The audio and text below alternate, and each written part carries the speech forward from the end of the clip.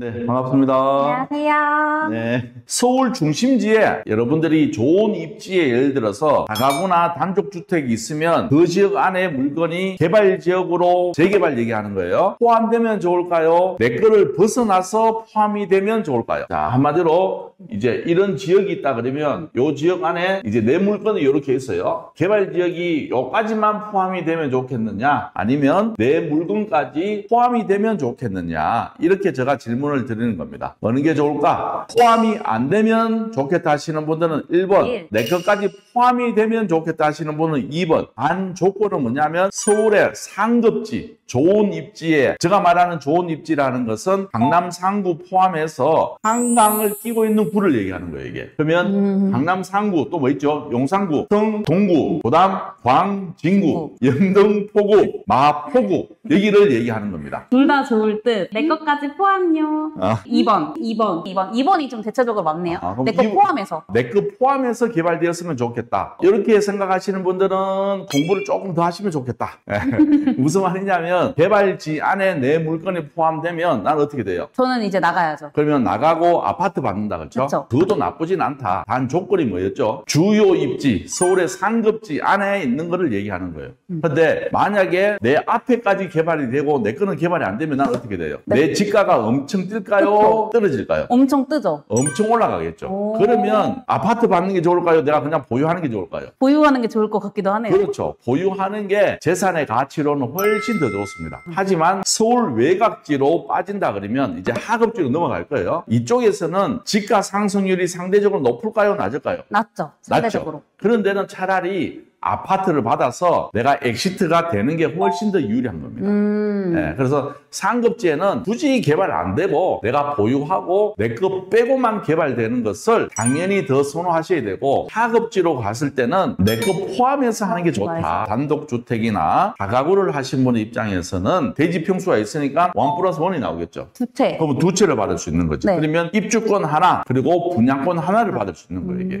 그래서 이게 가치가 더 만들어질 수가 있다. 이렇게 보시면 좋을 것 같아요. 그러면 오늘의 물건을 제가 보면서 설명을 해드리도록 하겠습니다. 저희 전업투자자반이 4기가 끝나고 5기를 모집하게 되었습니다. 월세 수익을 크게 낼 수 있는 다가구도 낙찰받으신 분도 계시고, 때로는 한 개를 하더라도 1억 이상 수익 낼 수 있는 빌라를 낙찰받으신 분 등 다양한 사람들을 제가 배출을 하였습니다. 저와 같이 수업을 하면서 좋은 결과를 만들고 싶으신 분들은 이번 기회에 놓치지 말고 꼭 신청해 주시길 바라겠습니다. 특별히 이번 기수부터는 제가 함께 임장도 같이 가도록 하겠습니다. 자, 24타경의 105003 근린주택입니다. 근린주택이 뭐죠? 근린시설이랑 주택이랑 합쳐져 있는 것을 근린주택이라고 합니다. 그렇죠. 명확하게 잘 얘기해 주셨습니다. 네. 토지는 53평에 건물은 109평, 감정가 22억에서 한 번, 두 번까지 유찰되어서 얼마? 14까지 유찰이 되어 있습니다. 많이 유찰되었죠? 많이 유찰됐죠? 네. 우리가 대부분 다가구라 그러면 관계수가 많은 걸 선호해요? 작은 걸 선호해요? 방 개수가 많은 걸 선호하죠. 많은 것을 선호하죠. 네. 그리고 다가구, 다중주택은 몇 개 층까지만 인허가가 나오죠? 3개 층. 3개 층까지만 나온다, 네. 그렇죠? 근데 3개 층 나오다 보니까 단점이 있어요. 어떤 단점이 있느냐 하면 임대 받기는 좋은데 내가 예를 들어서 집이 하나만 가질 수밖에 없는 자금이 있는 분 입장에서는 네. 내가 살 데가 없잖아. 그러면 그쵸. 주인 세대가 있는 게 좋을까요? 없는 게 좋을까요? 아, 주인 세대가 있으면 좋은데? 있는데 중요한 건 주인 세대가 있으면 어떻게 됩니까? 임대료가 그만큼 떨어지는 거죠. 그쵸. 그래서 우리가 경매 나온 물건들 중에 우리가 잘 보시면 주인 세대 없고 그냥 임대료가 받기만 원하시는 분이 훨씬 많다는 것을 우리가 알고 있어요. 임대 받을 수 있는 가구수가 많으니까. 그렇죠. 방이 많으니까 네. 내가 임대료를 많이 받을 수 있다는 장점은 있지만 자금이 제한적인 분 입장에서는 나는 실거주를 하면서 월세를 받고 싶은 신분들이 오히려 많아요. 그쵸. 네. 그런데 대부분 서울에는 보면 주인이 거주할 수 있는 물건이 많아요, 적어요?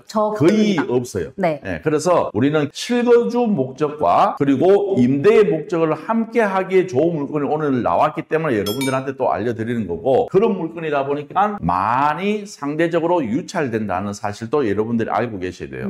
그리고 경매가 지금 서울에서 다가구, 다중주택이 어느 구가 제일 많이 나옵니까? 관악구죠. 관악구가 제일 많이 나오는데 네. 거기는 임대 수요도 많고 그리고 수익률도 조금 높죠. 네. 네. 근데 그 외 지역은 수익률이 조금 떨어져요. 살짝 떨어지죠. 그러면 사람들이 수익률이 높은 데 관심을 많이 가질까요? 수익률이 조금 낮은 데 관심을 많이 가질까요? 높은 데 관심을 갖죠. 그렇죠. 네. 그렇다 보니까 어떤 결과가 나오냐면 입찰자 수가 많아져요, 적어져요? 당연히 많아지죠. 당연히 많아지죠. 수익이 그리고- 높으니까. 그러면 수익이 높으니까 사람들이 관심을 가지고 글로 입찰을 많이 많이 가는데 가죠. 그래서 저는 관악구를 하지 마라 그래요, 대부분. 그렇죠. 그렇죠. 네. 네. 사람들이 많이 몰리면 입찰가가 입찰가가 올라가는 또 거예요. 올라가잖아요. 네. 내가 저렴하게 안 살 바에는 굳이 경매할 이유가 있어요, 없어요? 없죠. 경매 왜 하십니까? 저렴하게 살고. 그렇죠. 그렇죠. 네. 그럼 내 목적이 명확하게 사라지기 때문에 그런 물건은 될 수 있으면 하지 말자고 제가 추천을 드립니다. 자, 그래서 이 물건은 1층 소매점, 걸린 주택인가 소매점, 2층, 3층, 4층, 5층까지 만들어져 있는 물건이다. 네. 그리고 연식은 2021년식이고, 자, 보시는 것처럼 말소 기준은 2021년에 대항력은 없습니다. 권리상 문제도 전혀 없는 없습니다. 물건이다. 이제 우리가 뭘 봐야 되느냐 하면 건축물 대장을 봐야 되겠다. 호수는 지금 몇 개 있어요? 건축물 대장상에 나온 거는 몇 개? 8개로 만들어져 있고, 1층은 뭐예요? 근린생활시설의 소매점이고, 2층은 또 근린생활시설 사무소로 되어 있고 3층은 4개, 4층 3개, 5층 단독주택인데 옥탑 다락까지 포함이 되어 있습니다. 그러면 주인세대도 크다 그렇죠? 그렇죠. 주인세대가 크기 때문에 실제 거주하면서 수익을 낼 수 있는 장점을 갖고 있는 집이다.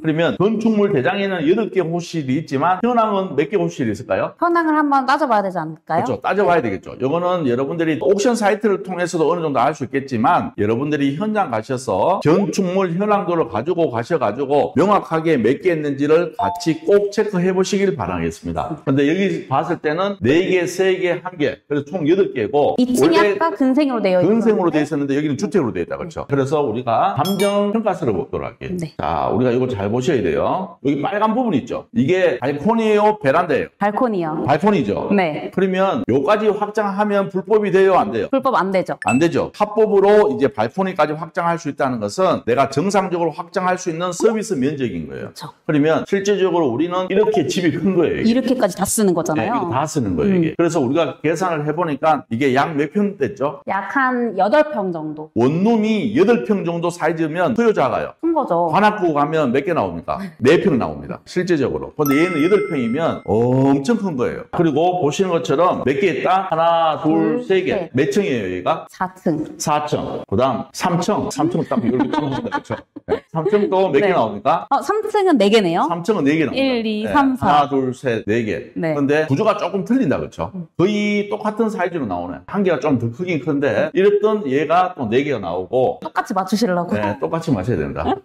똑같이 맞췄다.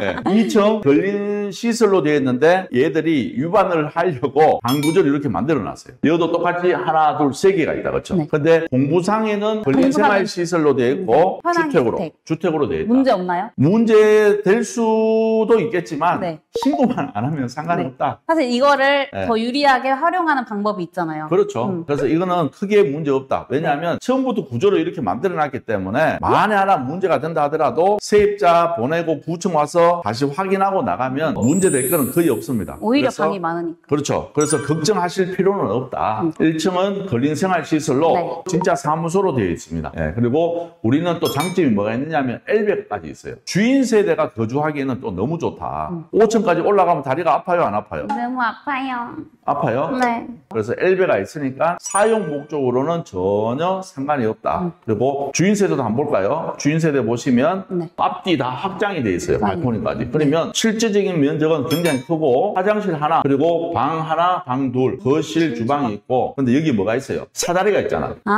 예, 그럼 사다리가 있다는 건 무슨 말이에요? 복층이 있다는 거예요. 예, 그러면 이것도 우리한테 장점이 될 수 있다. 그쵸. 목층에 네. 올라오면 어떻게 되느냐 하면 여기 다락방이 있네. 그래서 이거조차도 나한테는 장점이 될 수 있고 주인 세대 충분히 거주하면서 월세 수익까지 가져갈 수 있는 그런 물건이라고 여러분들이 생각하시면 좋을 것 같아요. 네. 그러면 여기까지 보면 누구나 볼 수 있는 거고 그쵸. 지도로 보고 이제 위치를 파악을 해보도록 할게요. 네. 우리 물건은 여기 사가정역 보이죠? 7호선. 네. 7호선 사가정역이고 몇 분 거리인지 한번 봅시다. 걸어서 340m. 걸어서 5분 거리면 역세권이에요? 역세권 아니에요? 완전 역세권이죠. 완전 역세권. 네. 사실 저희들도 수업 때 항상 몇 분 정도로 봐라 그래요? 10분. 네, 10분 이내로 봐라. 5분이면 초역세권, 10분이면 역세권. 그렇죠. 근데 우리는 초역세권이다. 완전 초역세권이다. 우리 집에 도대체 누가 들어와서 사느냐는 중요할까요, 안 할까요? 중요하죠. 중요하죠. 네. 그러면 생각해 봅시다. 사가정역이 몇 호선? 7호선. 7호선. 네. 자, 7호선은 여기서 타면 어디까지 갑니까? 7호선 타면 강남 가죠. 강남 가죠. 강남에 걸쳐가는 전철역이 2호선도 있고, 네. 7호선도 있고, 9호선. 9호선도 있고, 3호선도 있어요. 네. 신분당선도 있고, 분당선도 있어요. 근데 이 중에 7호선의 장점은 뭐냐 하면 7호선은 강남 안에서도 비싼 일자리를 지나가는 게 7호선이에요. 그쵸. 상대적으로 다른 노선보다는 지나가는 노선의 임금 수준이 높은 지역을 지나가고 있기 때문에 조금 수준이 있는 연봉이 높은 업종들이 많이 있어요. 네. 그래서 7호선은 조금 고급 노선이라고 우리가 얘기를 합니다. 고급 강남 노선. 안에서도. 그리고 중요한 거는 여기서 얼마 걸릴까? 어디서 어디요? 강남까지. 강남까지 20분 이내에 끊는 것 같은데요? 20분이면 강남 고속터미널까지 와요. 좀 빨라요? 늦어요? 너무 빠르죠? 너무 빠르죠. 근데 우리가 생각했을 때는 사가정역이라 그러면 왠지 조금 멀리 느껴지잖아. 약간 낯설어서 그런 거 조금 같아요. 낯설어서 그런 많이 거예요. 안 들어봐서. 예, 그래서 20분에 강남까지 들어온다는 것은 엄청난 메리트를 가지고 있다는 엄청난- 뜻이에요. 그리고 끝이 아니고 우리가 이제 또 아실을 봐야 되지. 아실은 개발구역 있을 때 보는 건데? 그렇지. 개발구역이 어떤 게 있는지 꼭 확인해야 돼요, 서울권은. 오. 보시면 우리 물건은 상가 경매 109평 14.3평 해놨죠. 이렇게 줄여보시면 어떻게 됩니까? 약간 벗어나는 것 같죠? 그렇지만 우리 거는 요 안에 있잖아. 네, 요 물건이잖아. 그러면 우리 것까지는 뭐가 되느냐 하면 모아타운 대상지가 선정이 되는 거예요, 이게. 여기 어디예요? 면목 38동 일대입니다. 서울 시내에서 모아타운을 제일 처음에 추진하려고 할 때 가장 파워 있고 가장 이슈가 되는 게 어디냐면 면목동입니다.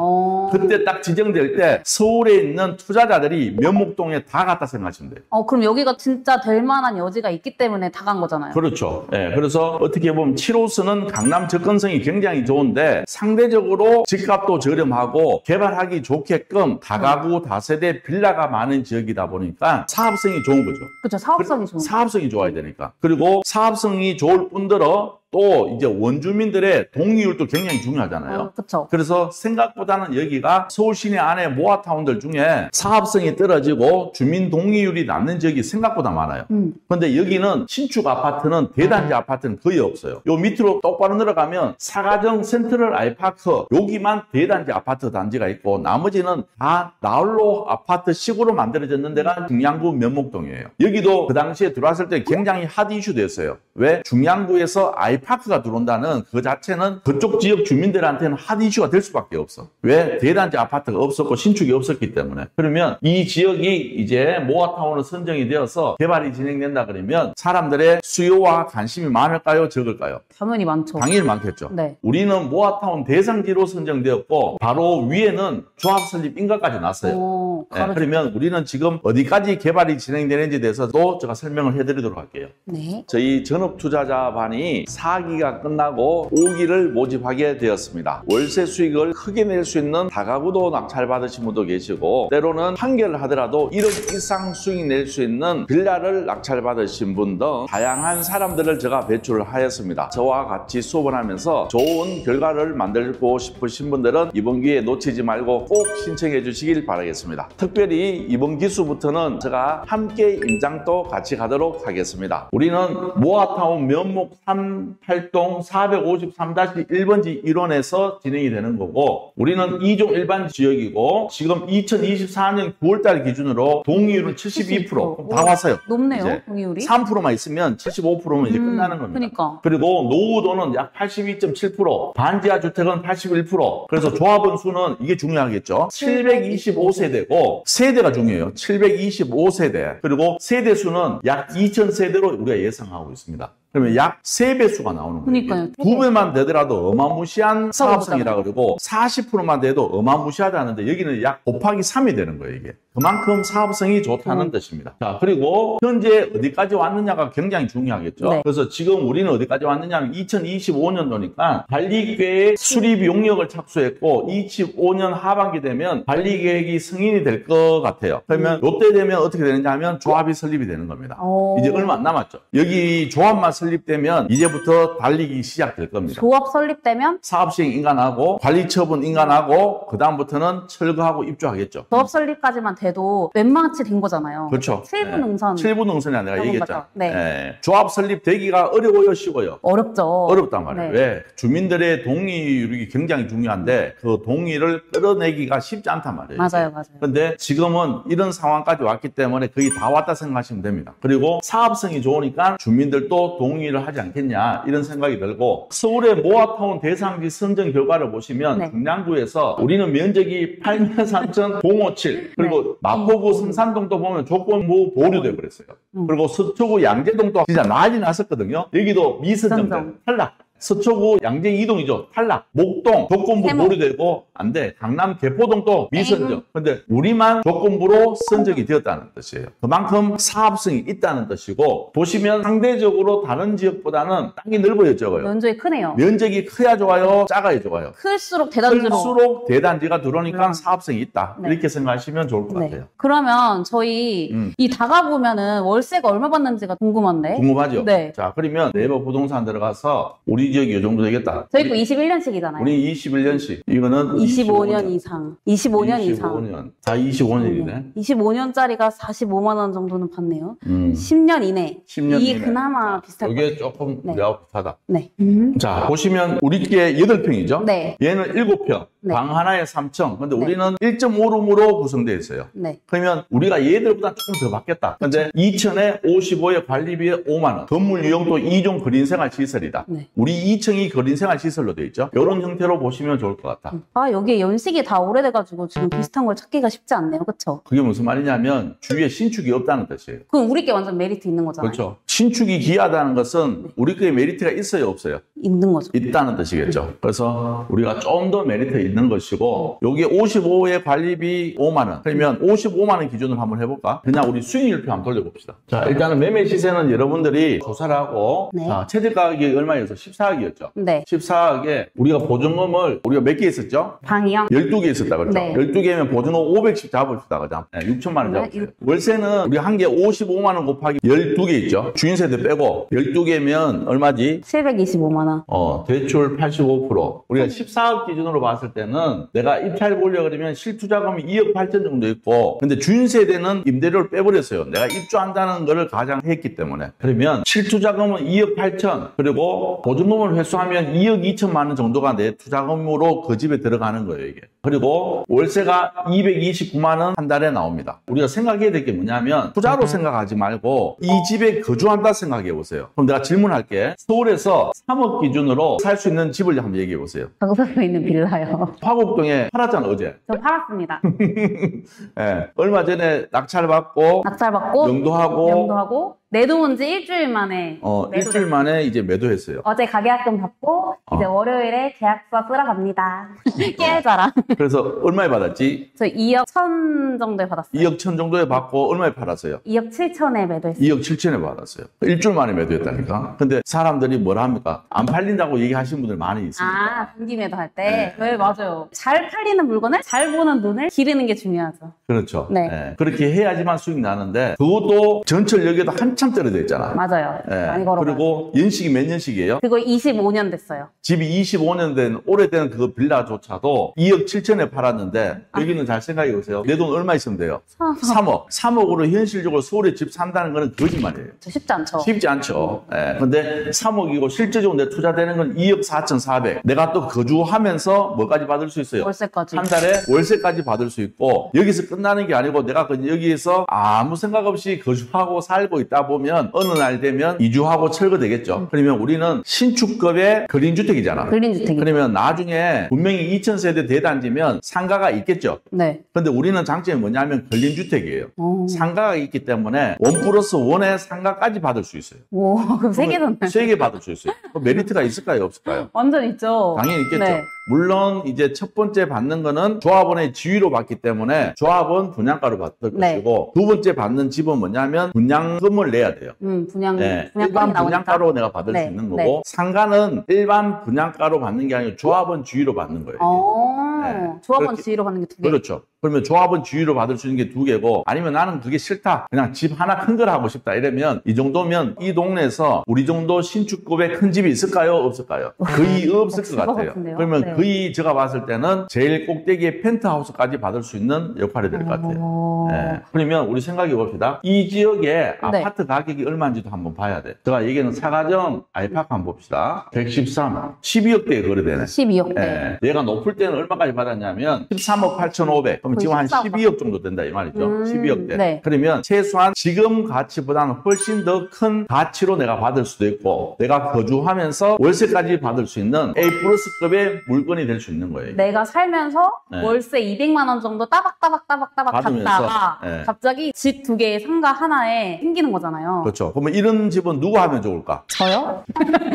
이런 집은 서울에 예를 들어서 약간 외곽에 집을 하나 갖고 있는데 대출을 좀 끼고 있는 분이 있어. 근데 이제 퇴직이 가까이 왔어. 퇴직하면 대출 이자를 감당하기 어려워요, 쉬워요? 어렵죠. 소득이 줄어드니까 그럼 힘드신단 말이에요. 그런 분들이 깔고 있는 집이 있다 그러면 그거 빨리 팔고 이런 거 하시면 딱 좋잖아. 퇴직 세대 정도 되면 소득이 주는데 생활 수준까지 낮추기는 쉽지 않아요. 그러면 내 건물에 내가 거주하시면서 세를 받으면서 나중에 좀 더 좋은 신축 아파트로 들어간다 그러면 꼭 먹고 안 먹고 다 할 수 있겠지. 이런 식으로 이제 전략을 가져가면 좋겠죠. 네. 아니면 경기 외곽에 계신 분들이 서울로 접근하고 싶으신 분들도 이렇게 해도 되고 아니면 저는 아예 차라리 조금 젊으신 분들도 이런 거 도전하면 좋을 것 같아요. 차라리. 네. 왜냐하면 애매한 돈을 갖고 뭔가 재테크를 하기 위해서 힘이 들 수 있겠죠. 그럴 바에는 차라리 여기에 입주하면서 내가 월세 받으면서 있다가 미래에는 신축 아파트 들어갈 수 있으니까. 맞죠? 네. 근데 그것도 조합원의 지위로 받기 때문에 네. 조합원 단가는 굉장히 낮을 것 같아요. 맞아요. 그렇죠? 네. 조합원 보통 분양가. 그러니까. 네, 네. 일반 분양가보다 훨씬 저렴할 수밖에 없다. 그리고 여기는 거의 3대1 정도의 세대수가 차이 나기 때문에 조합원들은 굉장히 저렴하게 받을 수 있는 입지를 갖고 있는 물건이에요. 저렴하게 받을 수 있고 그렇죠. 아까 우리가 본 이 사가정 아이파크보다 우리 게 더 역에 가깝고 아이고, 사가정 실질적으로 아이파크하고는 비교가 안 되겠죠. 왜냐하면 우리가 더 초역세권이 될 것이고 그때 되면 우리 게 훨씬 더 당연히 최고의 신축이니까 맞아요. 신축의 입지가 좋기 때문에 지금 가치하고는 비교 자체가 분명히 안 될 겁니다.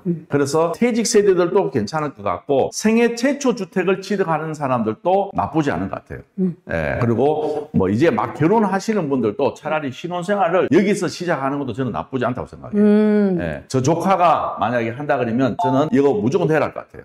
예, 서울에 지금 아파트 전세 가격 지금 엄청 올라가잖아. 3억 가지고도 사실 전세 가격 들어갈 수 있는 데는 저 상계동 제일 마지막 동네 가야지만 전세 3억이 입주할 수 있어요.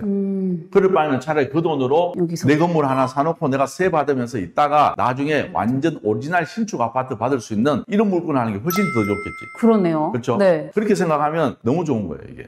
너무 좋은 물건이네. 네. 그래서 여러분들이 네. 조금 눈만 크게 뜨고 그냥 무조건 수익률 좋은 다가구만 보려고 노력하지 말고 내 환경에 맞는 물건인지를 먼저 고민하고 생각하고 물건을 본다 그러면 이런 물건도 여러분들도 충분히 찾아낼 수 있다. 이런 말씀을 드리고 싶습니다. 네. 다가구에 집중이 이목되는 신림 이런 데 보시지 마시고 그렇죠. 살짝 눈을 돌리면 더 크게 수익을 받을 수 있는 이런 물건도 있으니까 놓치지 말고 보시면 좋을 것 같아요. 그러니까. 네. 예. 그리고 우리 지영쌤도 보면 항상 낙찰받고 일주일 만에 팔아요.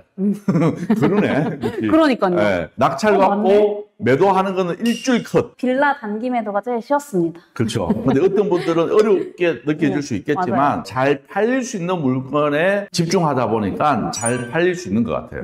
예, 그리고 여러분들이 싫어할 수 있는 25년 된 집을 대부분 받으려고 노력해요. 그러니까 네. 이게 빨리 매도될 수 있는 거예요. 그리고 차익도 크게 매도할 수 있다는 게 그쵸. 그런 이유가 있는 것 같아요. 다음에 여건 되시면 내가 왜 이런 물건을 골라서 나는 왜 이런 물건만 하는지에 대해서 한번 설명해 주면 좋을 것 같아요. 알겠습니다. 제가 해드리겠습니다. 네. 그리고 이제 질문의 질문 시간이 있어. 네, 찾아왔습니다. 근생은 대출 90% 나오지 않나요? 여러분들 생각해서 자금이 펑크 나면 안 되잖아요. 그래서 조금 낮게 항상 해요. 그래서 대출 비율을 85% 잡았고 막상 낙찰 받으면 거의 90% 나오죠. 그래도 만에 하나가 있기 때문에 제가 그냥 저도 이제 소심하게 살려고 노력하고 있습니다. 그래서 85%. 85%로. 네. 저도 강의 받으면 저 여성분처럼 낙찰 가능한가요? 여성분이 누구예요? 저 여기서 여성이 그렇죠. 단김에- 오늘 또 한 10건 정도는 저희 교육생들 낙찰 받는 것 같은데. 네. 우리가 요즘은 날 10건이라 그래요. 날 10건. 무슨 말이냐면 하루에 한 10건씩은 그 낙찰 영수증이 계속 올라와요. 그래서 날 10건이라 얘기해요. 날 10건. 그러니까 뭐 누구나 다 하실 수 있고 어떻게 보면 방법을 몰라서 그런 거지 그 방법을 저희들이 알려준 대로만 잘 따라와 주신다 그러면 낙찰 받고 또 빠른 시일 내에 또 잘 매도가 되는 것 같아요. 수강하면 저런 물건 아니어도 낙찰 가능한가요? 이건 제가 대답해 드릴게요. 이런 물건 아니어도 낙찰 가능합니다. 물건은 차고 넘치니까 그 중에 좋은 물건 보는 눈을 저희가 길러드리도록 하겠습니다. 그 물건은 네. 너무 많죠. 지금 또 뭐 몇천 개 있는데 뭐 그 중에 내가 한 개 선택해서 하는 거니까 옥석을 가릴 수 있는 눈이 있어야 되고 저희처럼 조금 경험 있는 사람들이 알려주고 여기 사안정인도 계시잖아. 예, 이런 사안정인들이 다 알려드릴 겁니다. 그건 걱정 안 하셔도 돼요. 일주일 만에 매도하셨다고 하셨는데 25년 된 물건인데 수리 없이 매도하신 건가요? 솔직히 말씀해 주세요. 이거 제가 진짜 할 말이 많은데 아니, 간단하게. 간단하게. 수리했냐 안 했냐 물어보자. 수리는 했습니다. 하지만 일부 했고요. 그렇지. 수리 비용 얼마 들어갔습니까? 수리 비용 120만 원 들어갔습니다. 네. 그러면 네. 하긴 했다 그렇죠? 네, 하긴 네, 했죠. 네. 근데 이것도 제가 왜 120만 원 들었고 왜 이 물건 선택했는지 다 이제 그 과정 안에 다 포함되어 있으니까 나중에 제가 한번 썰을 풀어드릴게요. 네. 그래요. 오늘 그 물건 보았어요. 진행하고 싶습니다. 하세요. 하시면 됩니다. 사업자는 매매 사업자? 무슨 사업자를 내야 하나요? 사업자는 금융기관에서 자기들이 뭐 요식행위로 원하는 사업자가 있어요. 그래서 뭐 통신 판매업도 있고, 어떤 데는 뭐 자파를 내라 할 때도 있고, 어떤 데는 매매 사업자를 내라 할 때도 있고, 다양하게 있으니까, 그거는 뭐 금융기관에서 원하는 사업자는 뭐 누구나 다 그냥 발급하시면 되니까 그에 대한 부담은 안 가지셔도 될 것 같아요. 네. 저희들도 이게 물건을 보면서 물건이 있다 해서 다 낙찰 받는 건 아닌 것 같아요. 그만큼 준비된 사람이 하실 수 있는 거고 준비되어야지만 입찰가를 적을 수 있는 거고 그렇게 준비되어야지만 이런 물건이 내한테 올 수 있는 것 같아요. 자, 그러면 오늘 여기서 마무리하도록 합시다. 배고프다. 자, 여러분들 오늘 또 하루 잘 마무리하시고 즐거운 저녁 시간 되시고 최대한 여러분들한테 좋은 정보 많이 전달하도록 노력하도록 하겠습니다. 네. 즐거운 저녁 시간 보내십시오. 수고했습니다. 식사 맛있게 하세요. 네.